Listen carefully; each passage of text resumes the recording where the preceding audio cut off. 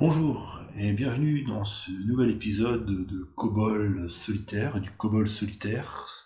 Donc ce deuxième épisode sur 1000 vidéos, mon challenge de faire 1000 vidéos sur cette session. Et donc dans cette session, on va parler des variables en COBOL. Donc tout d'abord, on va reprendre le programme qu'on a déjà utilisé hier. Donc on va utiliser le même programme en fait, avec exactement les mêmes structures, l'identification division, le programme ID qui est obligatoire, qui permet de donner un nom à un programme.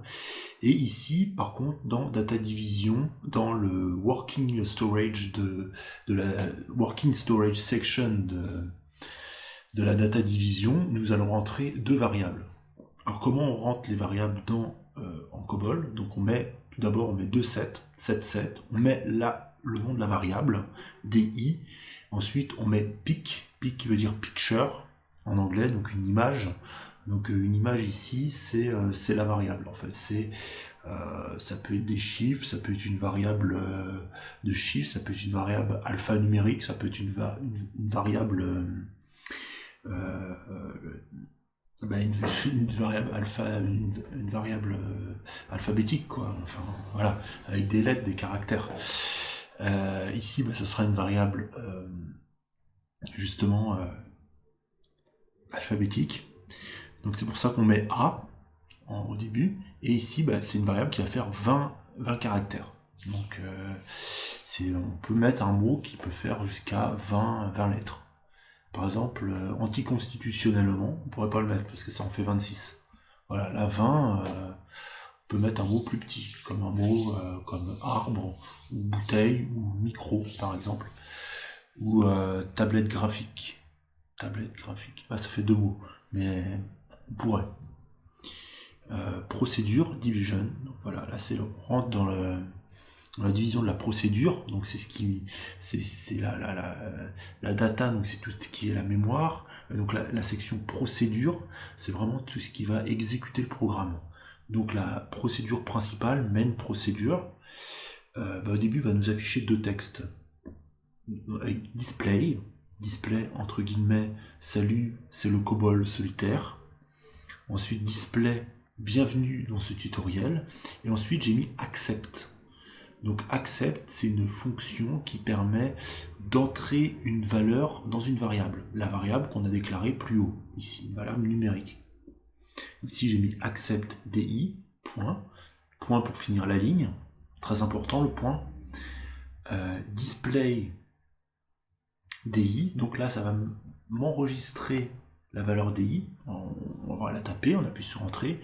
Une fois qu'on a appuyé sur entrée, ça restitue la valeur DI. Par exemple, si on a mis salut, ça va nous remettre salut en dessous. Ensuite, j'ai déplacé la variable DI dans la variable DA que j'ai déclarée ici, exactement pareil. C'est-à-dire que la valeur de la variable DI va être déplacée dans la variable DA. Et ensuite, j'ai fait display DA. Display DA va nous permettre d'afficher deux fois la valeur DA, qui est la même valeur que la valeur DI, puisque j'ai déplacé la valeur de la valeur DI à la valeur DA. Ensuite, j'arrête l'exécution et j'arrête le programme COBOL solitaire, qui a été défini avec le programme ID ici. Donc je vais exécuter mon programme. Voilà, donc ça met salut, c'est le COBOL solitaire. Bienvenue dans ce tutoriel. Donc là, j'ai rentré ma valeur, je vais mettre salut. Et donc là, j'appuie sur entrée. Et là, du coup, ça me met salut. Donc salut, c'est le display DI. Et ensuite, c'est la valeur du display DA. Donc display DA, ça met salut. Et ça met un grand espace. Et ça remet salut. Voilà, ça met deux fois la valeur DA. Et ensuite, ça met process finish with exit code 0. Voilà, donc parce que le programme s'arrête, puisque quand on met end programme, ça donne la valeur 0, donc ça arrête le programme. Voilà pour ce programme sur les variables. J'avais sinon quelques petites choses à vous montrer encore. Là, j'avais différentes sections. Donc les sections, c'est programme, division, section, paragraphe, sentences, statements et caractères. Ça, c'est différentes strates du programme. J'en parlerai dans une prochaine vidéo, dans une prochaines vidéos, des 1000 prochaines vidéos que je vais créer. Hein. Enfin, ça fait plus que 998 maintenant. Et voilà. Autrement, qu'est-ce que j'avais noté? J'avais noté ça, tout au niveau des variables. J'avais rien noté de plus. En prise de notes, voilà. Hein. Donc, je rentrerai un peu plus en détail dans les variables dans la prochaine vidéo, comment définir différents types de variables.